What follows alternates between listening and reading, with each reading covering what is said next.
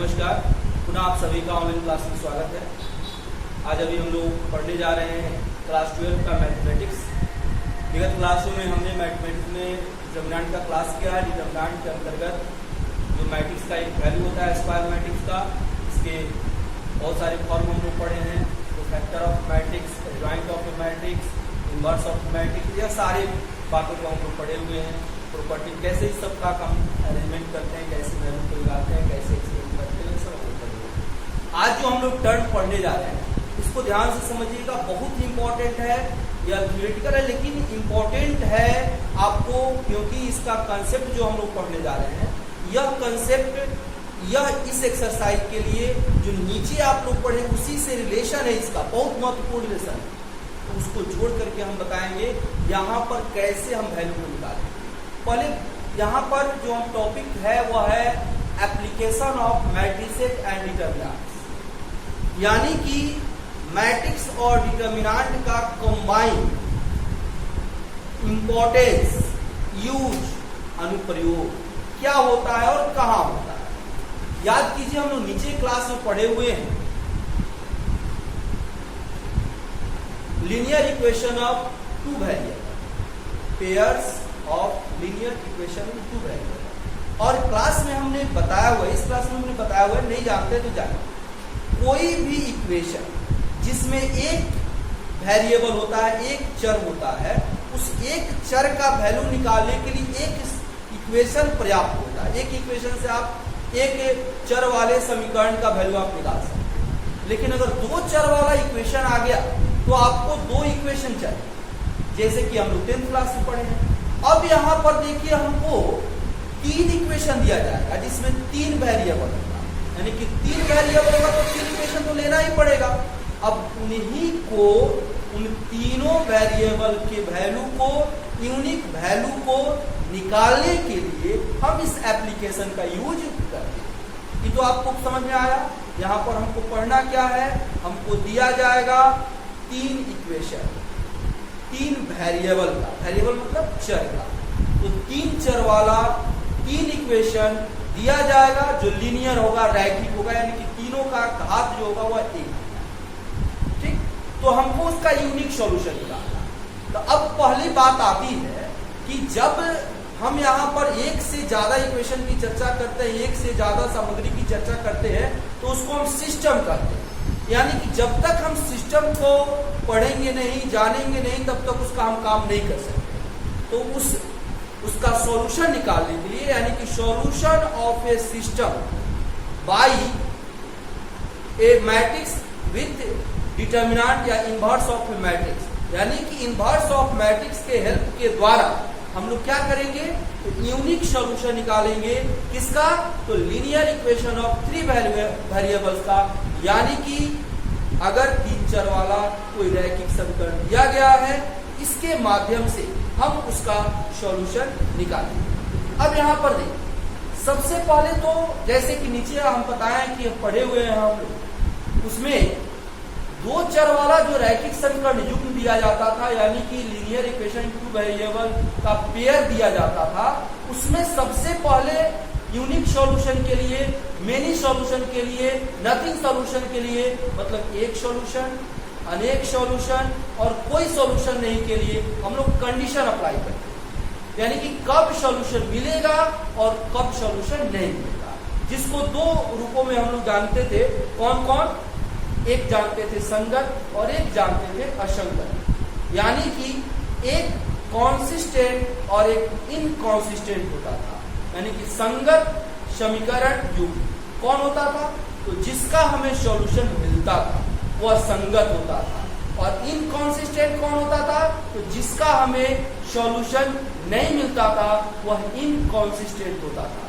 यानी कि कौन कॉन्सिस्टेंट होगा और कौन इनकॉन्सिस्टेंट होगा, इसको पहले हम लोग जानेंगे। तो आइए हम लोग देखते हैं अब यहाँ पर हम कैसे करेंगे।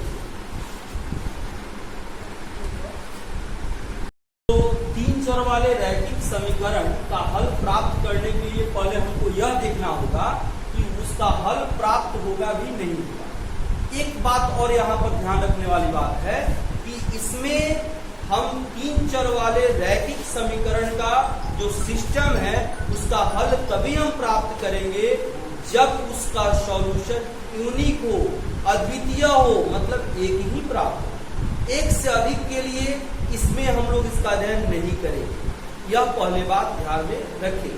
तो सबसे पहले हमको यह जानना होगा कि कब समीकरण निकाय यानी कि सिस्टम ऑफ इक्वेशंस कब संगत होगा, यानी कब कंसिस्टेंट होगा और कब इनकंसिस्टेंट होगा। तो यहाँ पर देखिए, जो आप नीचे पढ़े हुए हैं, यह 10th क्लास का कंसेप्ट है, इसको पहले जान जाइए। यानी कि कोई भी समीकरण निकाय, अंतर सिर्फ इतना है कि 10th क्लास में हम लोग पढ़े हैं 2 चर वाला रैखिक समीकरण युग्म। अब यहाँ पर हमको पढ़ना है 3 चर वाला रैखिक समीकरण त्रिक, यानी कि 3 तो आएगा। तो संगत समीकरण कहलाता है यदि इसका एक या अधिक हल प्राप्त, यानी कि समीकरण निकाय का अगर एक हल होगा या अधिक हल होगा तब उसको कंसिस्टेंट कहेंगे। यही कंसेप्ट हम लोग को 10th क्लास में भी पढ़ना है। फिर इनकंसिस्टेंट कब होगा, जब उसका कोई हल नहीं होगा। अब और एक बात एकदम गांठ बांध ले कि इसमें हम लोग अध्ययन करेंगे, इसका हम हल निकालेंगे कब, जब इसका यूनिक सॉल्यूशन हो तब। यानी this method is apply only for unique solution, यानी कि यह मेथड जो हम लोग पढ़ेंगे इसके बाद, इसके देखने के पश्चात तभी हम इस मेथड को अप्लाई करेंगे जब हमको यूनिक सॉल्यूशन मिलेगा। तो पहले हमको चेक करना होगा कि संगत होगा कि असंगत होगा। संगत होगा तो काम करेंगे, असंगत होगा तो काम नहीं करेंगे। अब कैसे करेंगे, तो अब पहले समीकरण देखेंगे, कैसे कंसिस्टेंट निकालते हैं, कैसे इनकंसिस्टेंट निकालते हैं, उसके बाद हम निकालते हैं। तो आइए इसके आगे देखते हैं इस मेथड को कैसे अप्लाई करते हैं। तो अब हम लोग सिस्टम ऑफ लीनियर इक्वेशंस का हल ज्ञात करेंगे किसके द्वारा, तो इनवर्स ऑफ मैट्रिक्स की सहायता से। इसमें डिटर्मिनेंट का भी प्रयोग होगा, डिटर्मिनेंट का द्वारा भी यहाँ पर काम होगा, डिटर्मिनेंट का भी कुछ काम करेंगे, इसलिए डिटर्मिनेंट के द्वारा ही जांच करके हम काम करेंगे। कंसिस्टेंट और इनकंसिस्टेंट तो उसी के द्वारा ही हम बताएंगे, इसलिए डिटर्मिनेंट और मैट्रिक्स का यह कंबाइंड एप्लीकेशन है। अब देखिए कैसे काम करता है। अब देखिए यहाँ पर जैसे कंसीडर विचार करते हैं, हम लेते हैं 3 चर वाला रैखिक समीकरण a1x b1y plus c1z is equal to d1, a2x plus b2y plus c2z is equal to d2, a3x plus b3y plus c3z is equal to d3। देखिए हमने बताया था एक चर का समीकरण होगा तो एक समीकरण, 2 चर का समीकरण होगा तो 2 समीकरण। देखिए यहाँ पे 3 चर हो गया, 3 वेरिएबल x, y और z, इसलिए कितना हमने लिया इक्वेशन, 3 इक्वेशन लिया। अब यहाँ पर अगर हम मैट्रिक्स के अकॉर्डिंग इसको डिस्ट्रीब्यूट कर देते हैं, बांट दें, यहाँ पर थोड़ा देखिए कैसे हम इसको बनाएंगे मैट्रिक्स। यहाँ पर हम 3 मैट्रिक्स का निर्माण कर सकते हैं, कैसे करेंगे थोड़ा देखिए। या देखिए एक रो में है, या भी एक रो में है, या भी एक रो में है, तो थोड़ा देखिए इसको कैसे हम कन्वर्ट करते हैं। एक हम ले सकते हैं,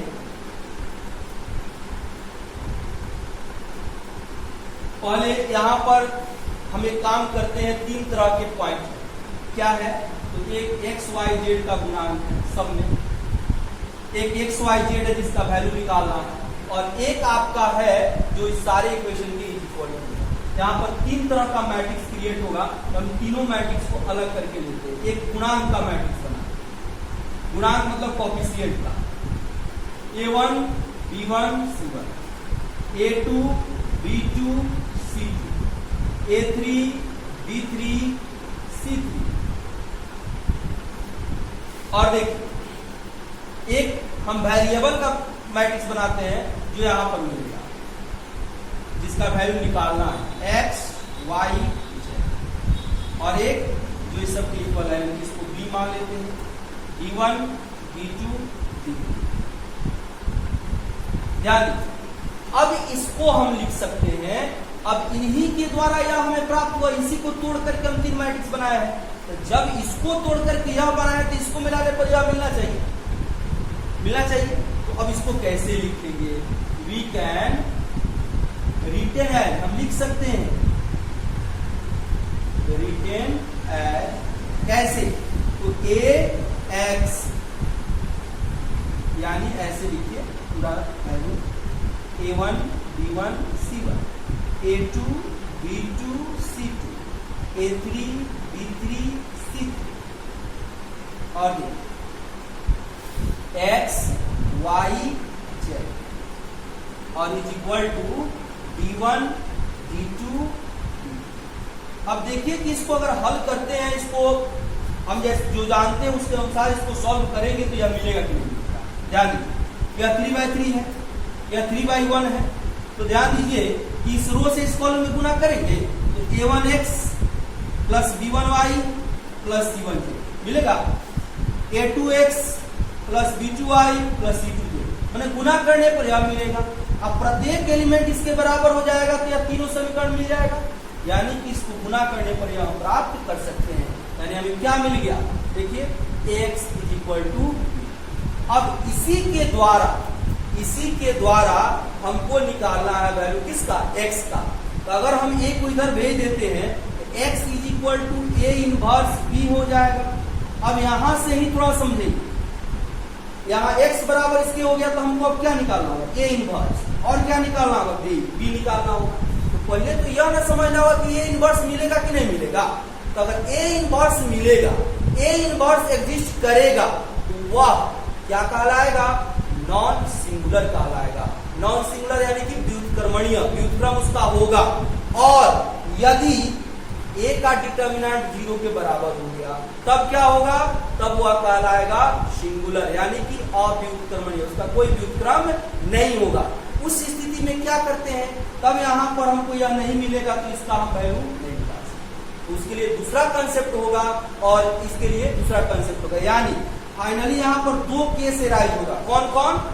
एक आपका a जब सिंगुलर हो और एक आपका a जब नॉन सिंगुलर हो। इतना तो समझ गए कि यहाँ तक कैसे आए। अब यहाँ पर हमको यह कैसे सूत्र मिल रहा है इसको भी समझ, इसको भी पहले समझ लीजिए, इसको प्रूव कर रहे हैं। इस इक्वेशन से यह बना, इसमें तो कोई दिक्कत नहीं होना चाहिए क्योंकि आप समझ रहे हैं कि कैसे इसको लाए हैं। यहां से हमने 3 मैट्रिक्स बनाया, एक कोएफिशिएंट का, एक वेरिएबल का, और एक जो इक्वेशन की इक्वल टू है उसकी। अब यहाँ पर देखिए, इसको हम तीनों मैट्रिक्स को ऐसे गुना करते हैं तो यह मिल जाएगा। अब इसलिए इन तीनों को, यह a है, यह x है और यह b है, ऐसे लिख सकते हैं। अब इसी से यह आया, अब इससे यह कैसे आया इसको थोड़ा प्रूफ भी देख लीजिए, इसका प्रूफ देखिए।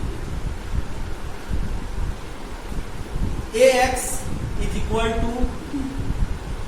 अब थोड़ा ध्यान दीजिए, इधर a इनवर्स दिखाई दे रहा है, हम क्या करेंगे? दोनों तरफ मल्टीप्लाई कर देंगे a inverse. a inverse ax is equal to a inverse b। क्या किए? Multiplying a inverse both side. अब a इनवर्स से क्या होता है? i x और a इनवर्स b। लिखते चलेंगे, कोई यहाँ पे नहीं है। a inverse a is equal to क्या हो गया? i हो गया। ix क्या होता है? तो i के साथ कोई मैट्रिक्स मल्टीप्लाई होगा तो वही देगा। ix क्या हो जाएगा? x हो जाएगा। अब देखिए यहाँ पर क्या होगा? x हो गया और यह हो गया a inverse, sorry a inverse b है यहाँ पर। तो अब यहाँ पर यह बच जाएगा x और यह हो गया a इनवर्स। देखिए यही हम लोग रिजल्ट बताए हैं कि इससे यह कैसे मिलेगा। यहाँ पर यह आपको हो गया रिजल्ट, इससे हम क्या प्राप्त कर लिए, इसमें कोई दिक्कत नहीं होना चाहिए। अब देखिए यहाँ पर 2 कंसेप्ट एराइज हो रहा है, एक जब नॉन सिंगुलर होगा तब क्या होगा, जब सिंगुलर होगा तब क्या होगा। आइए अब इसको देखते हैं कि दोनों केसेस में क्या आपको अंतर है। अब देखिए यहाँ पे 2 केसेज एराइज होगा जो आपको बताए हैं। एक केसेज में हम बताएं कि एक बार आपका जिसको हम निकाल रहे हैं, जो दिया गया जो कोएफिशिएंट है, सारे सब कुछ उसी पर डिपेंड करता है, तो उसके अकॉर्डिंग हम यहाँ पे काम कर सकते हैं। यानी कि पहला केस हो गया कि when A is non singular. Non singular, non singular कहने का मतलब हो गया व्युत्क्रमणीय, इनवर्टिबल, व्युत्क्रमणीय, यानी कि determinant A not equal to 0, यानी कि जब ए नॉन सिंगुलर होगा यानी determinant A not equal to 0 होगा तब यह व्युत्क्रमणीय होगा, नॉन सिंगुलर होगा। Then inverse of A is exist, तब इसका जो इनवर्स है ए का यह एग्जिस्ट करेगा, और इस स्थिति में x इज इक्वल टू ए इनवर्स बी, इस फॉर्मूला को हम लगाएंगे और तब यहां पर यह यूनिक सॉल्यूशन देगा। तो यहां पर हम लिख सकते हैं this equation provide unique solution, unique solution, and this method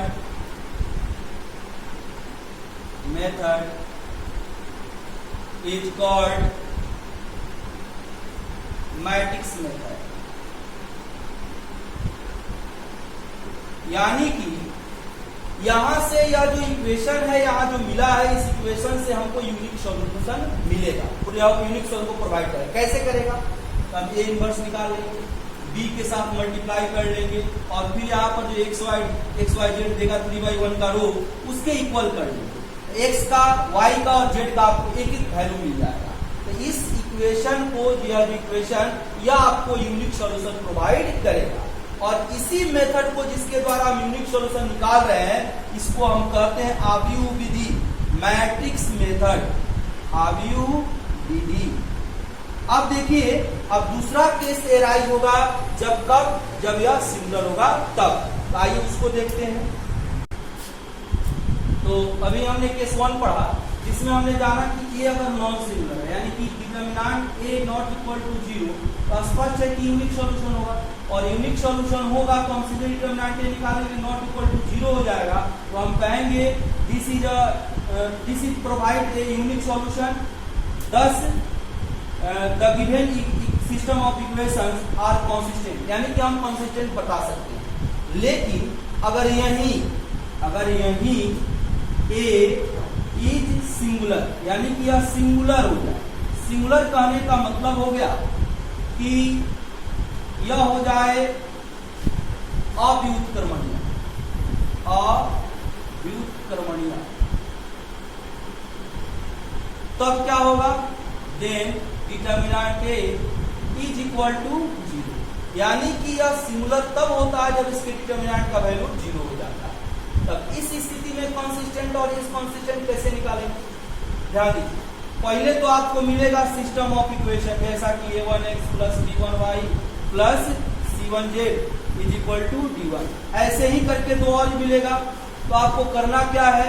इस पूर्णांक से एक मैट्रिक्स बन जाएगा जो a होगा। अब a के डिटर्मिनेंट का वैल्यू निकाल लेना। अगर a के डिटर्मिनेंट का वैल्यू नॉट इक्वल टू 0 हो गया तो आप सीधे लिख देंगे this equation provide a unique solution, thus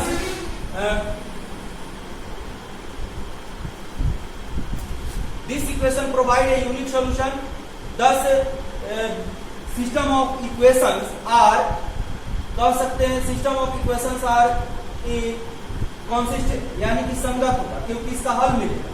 और आप जानते हैं कॉन्सिस्टेंट कब होता है? जब हल मिलता है, वह एक हल मिले और चाहे अनेक हल मिले। यूनिक सॉल्यूशन का मतलब हो गया एक हल, इसलिए यह कॉन्सिस्टेंट हो जाएगा। सिर्फ डिटर्मिनेंट नॉट इक्वल टू 0 आ जाएगा तभी। और जब डिटर्मिनेंट 0 के बराबर आ जाए तभी आपको कुछ सोचना है। तो क्या सोचना है? थोड़ा याद। जब 0 के बराबर आ जाएगा तो थोड़ा सा और कष्ट निकालना पड़ेगा। तो अगेन वी फाइंड, तब हम ज्ञात करेंगे। क्या ज्ञात करेंगे? Adjoint of A into B, यानी कि ए के एडजॉइंट के साथ बी का मल्टीप्लाई करेंगे। या अब यहां पर जब यह निकाल लेंगे तब यहां पर फिर दो पॉइंट एराइज हो जाएगा। क्या क्या? If adjoint A into B not equal to 0, अगर यह 0 के बराबर नहीं होगा, देन नो सॉल्यूशन, इसका कोई सॉल्यूशन नहीं होगा। एंड यह क्या होगा? जब कोई सॉल्यूशन नहीं है तो इसको कहेंगे कि यह असंगत है, इनकॉन्सिस्टेंट हो जाएगा, या इनकॉन्सिस्टेंट हो जाएगा।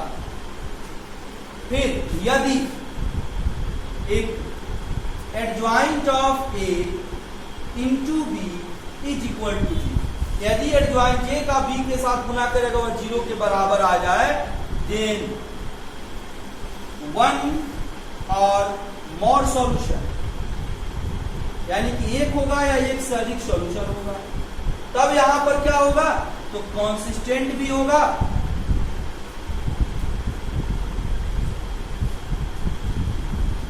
No solution and many solution. इस स्थिति में क्या हो जाएगा? तब इस स्थिति में इसका जो कॉन्सिस्टेंट और इनकॉन्सिस्टेंट कैसे बताएंगे? जब नो सॉल्यूशन होगा तब क्या होगा? इनकॉन्सिस्टेंट। और जब मेनी सॉल्यूशन होगा तब क्या होगा? कॉन्सिस्टेंट। अब थोड़ा ध्यान देना है, यहां पे हमको सिर्फ काम करना है यूनिक सॉल्यूशन के लिए, नहीं तो सिर्फ आपको बताना है कि कॉन्सिस्टेंट है या इनकॉन्सिस्टेंट है। यानी कि 3 तरह के क्वेश्चन यहां से प्रोवाइड होंगे। या तो आपको यूनिक सॉल्यूशन निकालना पड़ेगा, नहीं तो आपको कॉन्सिस्टेंट और इनकॉन्सिस्टेंट बताना होगा। अब देखिए, जब कॉन्सिस्टेंट और इनकॉन्सिस्टेंट बताना है तब क्या होगा? हो सकता है कि 2 चर वाला रैखिक समीकरण पेयर में, हो सकता है कि 3 चर वाला रैखिक समीकरण ट्रिपलेट में वितरित दे। दोनों ही स्थिति में सबसे पहले हम ए को फाइंड करेंगे जो उसके गुणांक से बनेगा, इसका डिटर्मिनेंट निकालेंगे। अगर determinant is equal not equal to 0 आ गया तो सीधे लिखेंगे this equation provide a unique solution, thus the given system of equation are consistent। और जब उसका डिटर्मिनेंट 0 के बराबर आ जाएगा, determinant not is equal to 0, तब क्या करेंगे? तब ए का एडजॉइंट निकालेंगे और बी के साथ गुना करेंगे। जब बी के साथ गुना करेंगे और वो अगर 0 के बराबर नहीं आया तब लिखेंगे इसका कोई सॉल्यूशन नहीं, तब यह क्या हो जाएगा? इनकॉन्सिस्टेंट। और फिर जब यह 0 के बराबर यदि आ जाता है तो लिखेंगे कि यह इनकॉन्सिस्टेंट भी होगा या कॉन्सिस्टेंट हो सकता है, मैंने इसमें से कोई भी हो सकता है, इनकॉन्सिस्टेंट या कॉन्सिस्टेंट। तो अभी हमको बस इतना ही जानना है कि कौन कॉन्सिस्टेंट होगा, कौन इनकॉन्सिस्टेंट होगा। इसके आधार पर आप चाहें तो क्वेश्चन कर सकते हैं। क्या करना है, अभी इस कॉन्सेप्ट में सब कुछ बता दिए हैं। अगली क्लास में इससे संबंधित यह पूरा कॉन्सेप्ट है, अगर आप इसको पढ़ते हैं इससे संबंधित किसी भी क्वेश्चन में यही 3 टाइप का क्वेश्चन आपसे पूछा जाएगा। यूनिक सॉल्यूशन निकालना, कॉन्सिस्टेंट बताना और इनकॉन्सिस्टेंट बताना। अगर आप इस कॉन्सेप्ट को पूरा जानते हैं, इसको पढ़ लीजिएगा तो आपको इसमें से कहीं कभी कोई दिक्कत नहीं हो। तो इसको ध्यान से पढ़ेंगे। अभी जो नए विद्यार्थी हैं अगर वीडियो देख रहे हैं अच्छा लगे तो सब्सक्राइब करें, शेयर करें और अगले क्लास को पुनः हम लोग पढ़ेंगे जिसमें हम लोग एक्सरसाइज का क्वेश्चन करेंगे।